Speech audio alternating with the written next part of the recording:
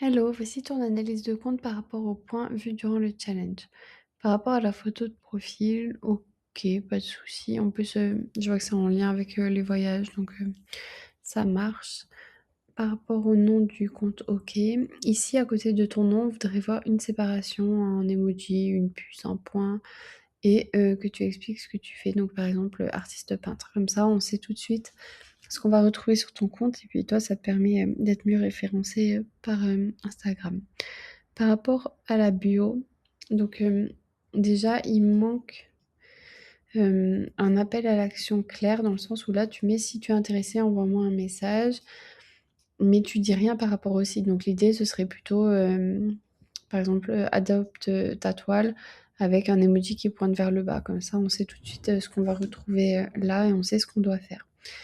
Par rapport à la bio aussi, il va falloir l'optimiser un petit peu. L'idée, c'est que vraiment en un coup d'œil, on sache à qui tu t'adresses, ce que tu proposes, ce qui te différencie des autres qui, font le même type d'art. Hem, que ce soit suffisamment impactant pour que ça attire l'attention, que ça capte l'attention des personnes et qu'elles s'en rappellent, une fois qu'elles ont quitté, ton Instagram. Donc ça, va vraiment falloir venir l'optimiser. Par rapport aux bulles de story à la une, il faudrait en retrouver 3. Pensez aussi à mettre des, photos de couverture dessus pour que ce soit un peu plus harmonieux. Donc il faudrait une bulle de story à la une pour te présenter, toi, Christophe, en tant que personne, de faire un «Qui suis-je?», comme si on se rencontrait autour d'un café pour venir, expliquer, ben, ce que tu aimes dans la vie, ce qui te tient à cœur, ce genre de choses. Ensuite, une bulle de story à la une pour, venir présenter ton travail. Donc depuis combien de temps tu fais ça? Est-ce que tu as fait des écoles particulières? Quelles techniques tu utilises? Les matériaux? Vraiment tout ce qui va venir expliquer la valeur de ce que tu proposes. Et ensuite, une bulle de story à la une qui là va venir recenser tous les retours positifs que tu auras eu jusqu'à présent sur ton travail.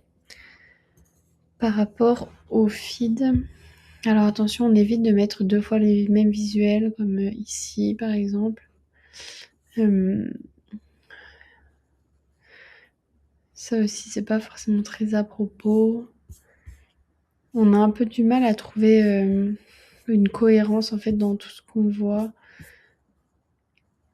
Donc l'idée, ce serait que tu définisses ta charte graphique, que tu choisisses 2-3 couleurs, que tu choisisses 1 ou 2 polices maximum, une façon de présenter, que ce soit tes posts ou les posts qui vont venir apporter un peu de valeur et pas faire que de la présentation de tes œuvres.